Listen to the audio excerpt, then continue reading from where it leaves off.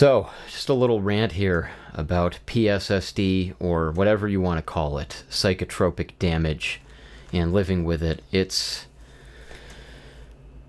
Having known people and loved people that have committed suicide, and people that are on the brink of doing so, and not knowing if you're going to hear from them again, or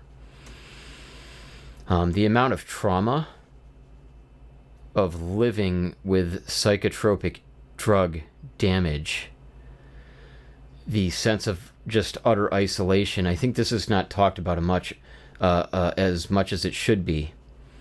You have the cognitive dysfunction, the anhedonia, the emotional blunting, the sexual dysfunction. Many people like myself have just completely given up on even attempting to pursue anything like a sexual or romantic relationship, and people that feel like their souls have just been ripped out of their body and they're just stuck in a fucking episode of Black Mirror or the Twilight Zone, and there's just no end to it. Tonight, what's weighing really heavily on me, that a lot of people don't talk about, this sense of isolation and loneliness that is inherent to having a very real, I consider it a physical and mental disability, sexual disability, but physical and mental disability. It's a very real condition. And the sense of isolation and loneliness, and just utterly like you're not even a human being anymore. And beyond that, I want to express, because I have known people personally whose conditions are far worse than my own in regards to this psychotropic damage, and it's extremely intense. It's extremely, extremely intense. Like I said, to know people and to love them. I mean, on a deep level. This is one of my best friends. I've gotten to know them very closely over the last year. I'm over a year now, and it is just utterly distressing beyond anything I could explain to be connected to someone and they can't feel the connection. You can't even cherish what you have with this person fully, and constantly being in this state of not knowing if they're going to be alive the next day, and their soul has already been deleted from their body, their brain, their consciousness. The amount of times I've told this person how much I can see that they're there. It's like they're trapped. It was like in that movie Get Out. Like they're trapped inside. And for me, my emotions are still intact. Sexual function has taken a really severe beating, very bad, and I'm just having I'm all over the place, so I apologize for that. But my friend, one of my friends who has committed suicide already,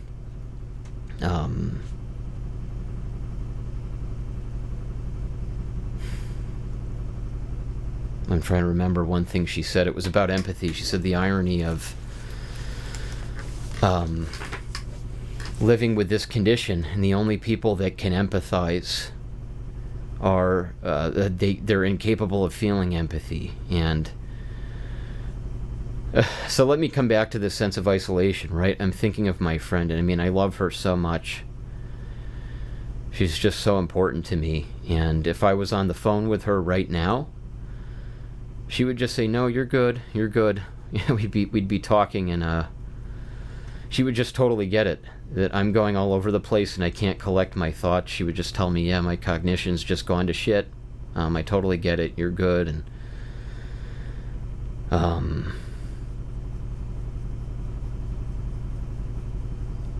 it's very nobody talks about this. Nobody talks about it. It's the sexual dysfunction, even the anhedonia and the emotional blunting and all the horrible symptoms. The thing people really need to hear about is this crippling sense of just complete and utterly devastating isolation and loneliness. And that loneliness is totally different from the one ironically, the loneliness I had that led me to going on this antipsychotic medication in the first place, the one that kind of did me in.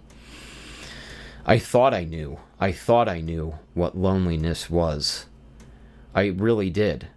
I had many nights I would just lay in bed, cutting myself with my sister's razor blade, because I wasn't old enough to get my own. And I would take him out of her razor, I'd steal him, and I'd just cut myself up with them. I'd pull up my hair, I'd pinch myself, scratch myself. All I wanted was companionship, someone to know that I was alive and suffering and they cared about my existence. And it goes beyond that. There's this book called Touching by Ashley Montague, or however you pronounce their name. And, the desire to have physical affection. I mean, of course, this was all, in my thinking at the time, it was related to romantic relationships. This is very common. It's not just anybody. It's like, oh, I want, someone I'm attracted to. And but I was socially isolated to such an extent that it went far beyond that. So anyway, I thought I knew what loneliness was. I had years of it was anorexia, self-mutilation, abusing drugs and alcohol and anything to just numb the pain of being alone. And but I had things to look forward to. I had the potential for sex and love and all these experiences. It seemed like it was a possibility somehow, even though I got to the points of like mock hanging myself, and I was pretty sure that it was never going to happen. Like I was never going to experience even being treated like a human being, feeling like somebody loved me and cared about me, and I just didn't want to live anymore. And I thought after all these years, and we're talking like I got PSSD at 29 years old, so I'd say like 10 years old it really hit very hard, this sense of loneliness and isolation, like I was just maliciously bullied. Anyway, forgetting that whole sob story in my past, the point being, I thought I knew what loneliness was. I really did. It was very intense, very painful. And by the way, I would never discount anybody that goes through stuff like I did, like a person without psychotropic damage, that it's just as valid. I will never write anyone off for any struggles that they have. If it's real to you, that's all that matters.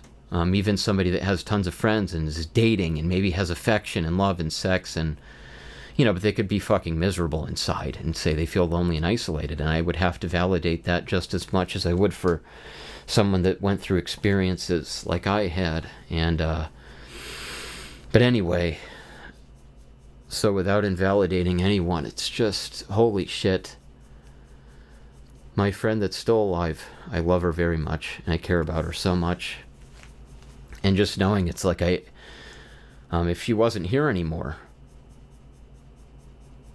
and many times she's not, her condition is so bad she can't really talk much anymore, but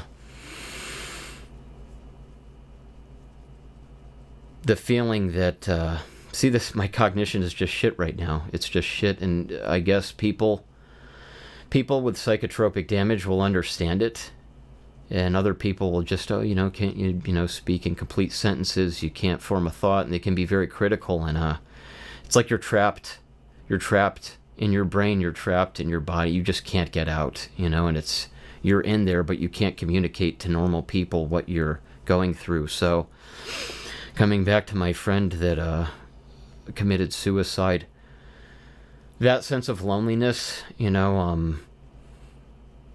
I just call her my dead friend. My dead friend. I won't name her here out of respect for, privacy, but my dead friend, fill in the blank with her name. And it's almost like a form of prayer, like imagining as if she's here, and I could just hug her and hold her hand and just, let me know that she's okay, and then also to have very selfish of me, extremely selfish of me, but to just not feel so alone, to have someone that, hey, it's okay, you can't string a sentence together, it's okay, you're going on, and your cognition is, I know it, I get it, I understand, like when I was alive, I mean, if I could just talk to her, and then my other friend that's still here with us on Earth, who's suffering so tremendously. I mean, I know she would kill to be in my position, in the condition I'm in. I'm far better off than she is. And I'm going to leave this unedited. I'm here, I'm looking over at the time. I'm like, oh God, it's been 10 minutes. Well, 10 minutes to a person with PSSD. I mean, this is like an eternity of suffering. And I remember one time I was on the phone with my friend for, I think it was like 10 or 12 hours. And we just talked the whole day. And, I always have people on speaker. I don't want to hold the phone up to my head because of the radiation. But I'm holding the phone like this just the whole day, and just to have some semblance of this digital connection, to be on the receiving end of the line here of another person. And she's suffering far worse than me. But this not being alone, even in a state of emotional blunting and not being able to feel connected to anyone, there's still this deeply human urge to just not be alone, to feel connected to someone in some way, somehow. Because looking down the barrel of that abyss is just absolutely terrifying in a way that is inexplicable. It's just something that you have to experience to understand it. And other people that know what it's like to have your synapses in your brain jostled around, and it's like somebody put a pair of fucking pliers, like microscopic pliers, like the size of a fucking electron, and just went in there and like performed surgery on your dendrites and neurons and synapses, and they don't even know what they did. It's like a fucking toddler, going into a room and just fucking devastating it. I mean, you can't even ascertain the damage, like what happened. It's just so chaotic, and nobody has any answers. And the only solace is other sufferers. And even in that capacity, it is so rare to find someone that's not so caught up in their own suffering that they can empathize, even if only cognitively. And these two people I've met have just been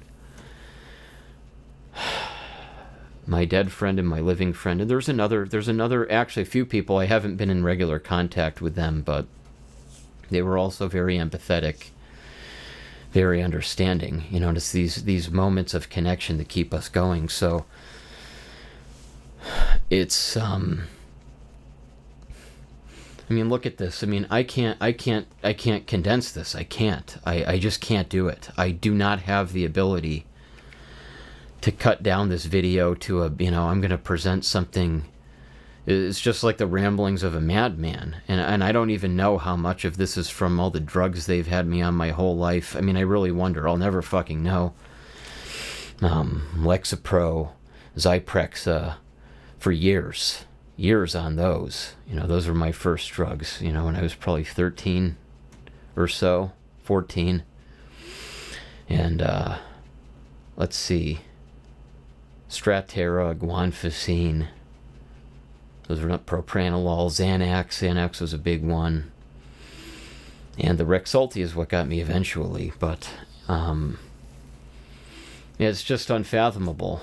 I will never know if this is who I really am. Am I the guy that's just rambling all the time? I can't string complete sentences together, or when my brain's so fucking scrambled.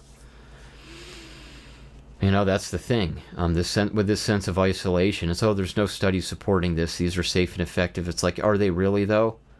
If you look at the drug monographs, which, by the way, another girl in the group I was in, or am in, mentioned these. Man, this overwhelming sensation of just loneliness I'm feeling it's just crushing. I'm talking to a fucking camera, to a video nobody's gonna watch. Nobody gives a shit. It's I feel like I'm recording an episode of Black Mirror. I really feel like that. I really do. And all I want right now, number one, because my friend that's still alive, I mean, I really wish she was just here with me right now. She's emaciated down to fucking nothing. You know, she sent me a picture. I could see her hand. You could see all the fucking tendons in her hand. I mean, she looks like a concentration camp survivor. I mean, her brain and body have just been totally fucking ravaged. Severe MCAS symptoms. She can hardly eat anything at all. She's having terrible reactions. This inner akathisia, some outer akathisia. She has complete emotional blunting and anhedonia, constant, like, genital pain. Weirdly, right, genital numbness and severe genital pain at the same time. And it's just, these things are so nightmarish. And, you know, I'm just raving into my fucking camera now, and all I want to do is just hold my friend. I just want to hug her and hold her and just, even if she was just going to die, you know, just to be with her in the moment of death. I wish I could have done that for my other friend that committed suicide. You know, I tried to help get her into an assisted suicide clinic, and that didn't work. Man.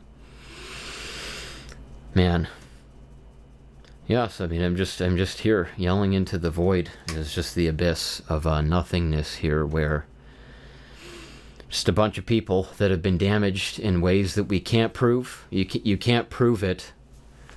So they've got all the plausible deniability, and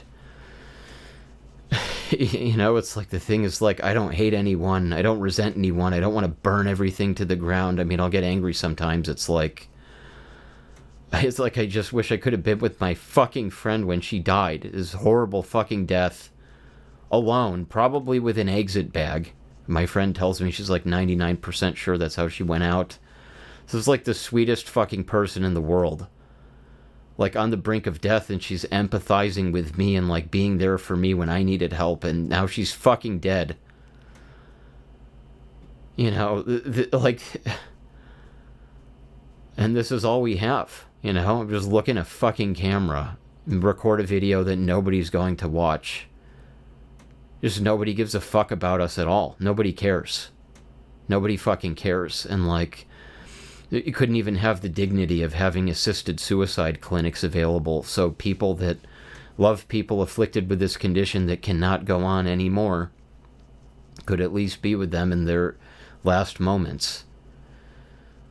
I know people personally. I mean, my friend was excited when I told her about Pegasus. I mean, it was like, she said it was like Christmas Day if she could get in there. She was longing for death. She said that would have been like the best gift anyone had ever given her in her life, would be getting her into an assisted suicide clinic. So, and yet she was forced to take her own life to end her suffering. I mean, she hadn't been sleeping for weeks at a time. She was telling me, like, her bowel movements had slowed down so much. I mean, she was hardly going even once every week or two. It was over a couple of weeks, and then not sleeping for 3 weeks. She had been polydrugged to the point of not being able to even approach anything akin to a state of sleep without benzodiazepines. And anyway, all that, it's over. And I don't want to harp on the logistics of all this stuff. You know, the main point, we're human beings, you know, and all the people that seem like they're raving and, you know, they hate psychiatry and they hate everything. I mean, understandably, but I can only speak for myself that my primary concern is just wanting to express the human side of this, you know? Just the human side of it, just for somebody to see that we're human beings. And it's like, can you imagine what it would feel like to have the prospect of, like, sex and love and romance and having a family and all this just ripped away from you forever? It's just gone. It's just totally gone. And you're looking down the barrel of that abyss, and then the only people that understand, the only people you can feel some semblance of camaraderie and love and connection with, a lot of times just end up dead. And if they don't end up physically dead, they often end up so dead inside that they can't even talk to you anymore. They can't relate. They can't even try to fake feeling connected. You know, often this condition progresses to the point where, anyway, yeah, I mean, again, I always hope for the best. Maybe God will grant some miracle, and this nightmare will end somehow. But until that day, I'm strictly recording this video to just, this is a person who is in this, afflicted with this condition, and I don't even have it that bad. Like, I'm choking up in this video. I know my friend who committed suicide and my other friend who's on the brink, they would kill to be able to have the emotion that I've expressed in this video. So I consider myself one of the lucky ones, and maybe I can bridge some of the gap here, because my dysfunctions are primarily sexual. And if I do have any blunting or anhedonia, it is extremely minor compared to the people I've known who've had it full blown. So there has to be a human face, to speak up to this, and that's why I'm recording this video. So that's about it, and hopefully it reaches someone. I mean, even if people afflicted with this have had their souls effectively deleted from their bodies, they're still human. And I remind my friend of that all the time, that I knew she was in there, and I could see how beautiful her soul was, just this creative, intelligent, supremely empathetic and sensitive soul that is just trapped in a body and brain that cannot feel human anymore. I'll never forget my friend telling me she felt like a dead lump of flesh, that hugging her dog felt like hugging a corpse. And if she could enjoy just nothing else in life but just eating food again, that would have been enough of a reason for her to continue living. And I didn't even talk to her the last couple of months before she died, so I heard it got much, much worse than it was. So anyway, that sense of isolation, I know I'm discombobulated. I don't know if it's just me. I don't know if it was all the drugs I've been put on my whole life since I was in my early teens. I will never know. So, but I'm a minor case. I consider myself a minor case, and I just wanted to put a human face to this and just rant about it, because, like, what the fuck else am I gonna do? I would love to talk to my friend, but she can't really carry a conversation anymore. And I'm just going through these memories in my mind, all the music I recorded for her, all the connections we had before her crash and getting much worse. And for all the people that, think it's psychosomatic or this or that or whatever, I mean, all I gotta say to that is, well, whatever it is, my friend is fucking dead, and I just wish she was here with me right now, and she can't be, and she never will be. And, I mean, what do you say to that?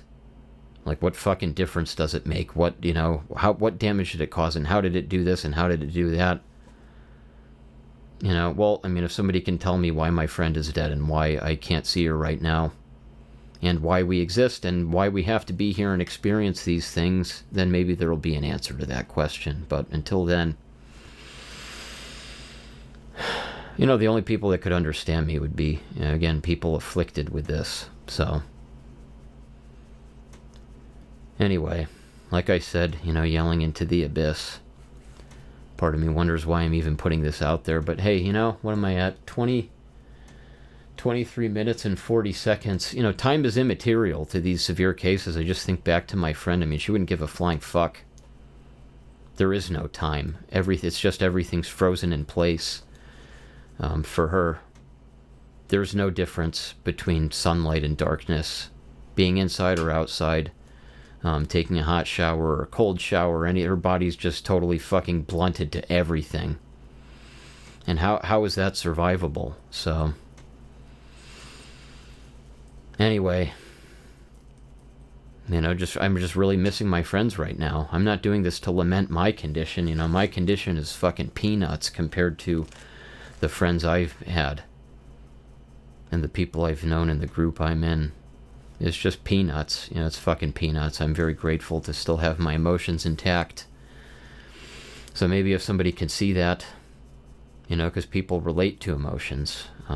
I think that's a big problem. People with PSSD, if they're just blunted and they can't express anything, It's like you ever talk to somebody with schizophrenia, and if they're very blunted, it's like there's nothing there you can really grab onto and relate to most of the time, and it feels very inhuman and robotic. So, if I can put a human face to some of this and express what it's like to not only have PSSD, and I consider myself a mild case, because it's just, sexual for me. I forgot what I was talking about. And anyway, I missed my friend because she wouldn't miss a beat. You just go, you're good. No, you're good. It's kind of like we're both frozen in time. Completely. You can stay on the phone with someone for 12 hours and, I don't even remember what we talked about. It was just we were there with each other. And, she's just, yeah, you're good. You're good. No, I get it. My cognition is shit. You should say that so many times. You don't miss a beat. And, it just really sucks when the only people that really get you and understand what you're going through, end up dead. That's the worst case. That one really sucks. I'll tell you that much. That really fucking sucks.